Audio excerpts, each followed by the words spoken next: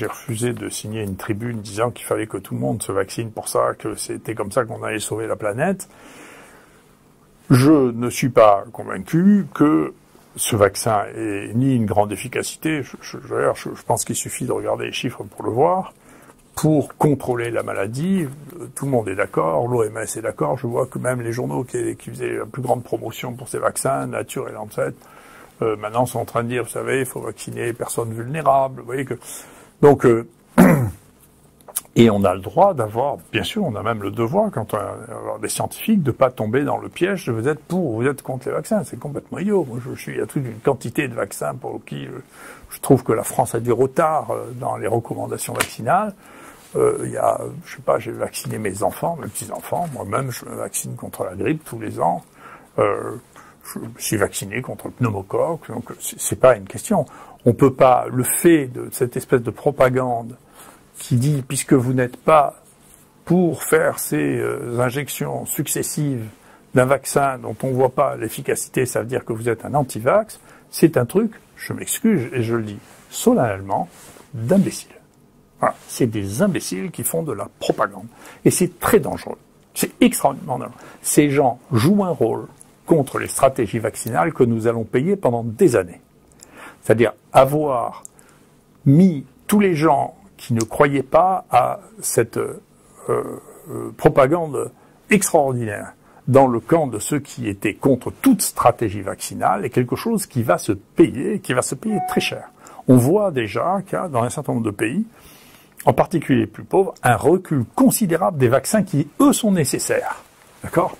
Et donc il faut faire attention de pas faire une propagande éhontée en disant aux gens que s'ils n'obéissent pas, c'est parce qu'ils ne comprennent rien à la science, pour quelque chose sur lequel les bases sont d'une très très grande fragilité, et ainsi enlever la crédibilité des stratégies vaccinales dans leur ensemble.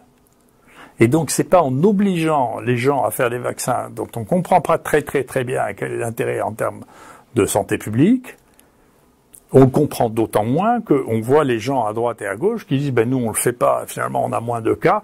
Attendez, ça n'est pas quelque chose qui est simple et clair pour lequel on peut contraindre les gens en leur disant si vous faites ça, c'est que vous êtes anti-scientifique, c'est que vous êtes anti-vax.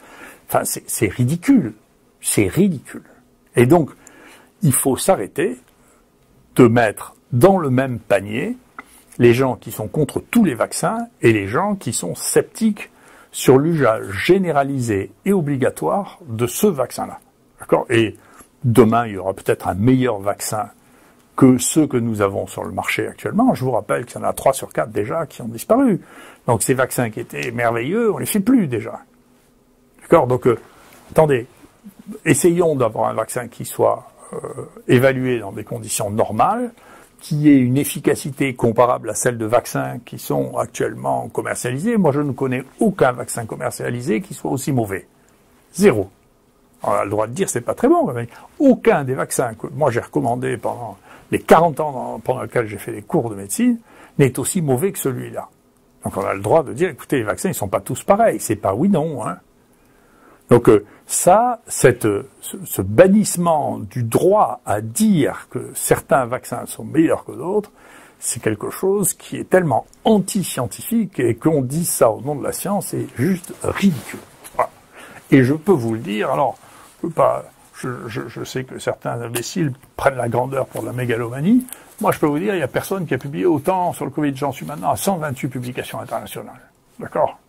Vous pouvez regarder en France qui a fait ça. Et puis, vous aurez des surprises. C'est vérifiable sur tous les sites de données. D'accord ? On va me dire que c'est les non-scientifiques qui sont sceptiques sur ces vaccins. Non, c'est pas vrai. Si on n'est pas sceptique sur le vaccin, c'est parce qu'on veut pas regarder les choses. Et comme on dit ça dans au moins 3 religions du livre, ils ont des yeux et ne savent pas regarder.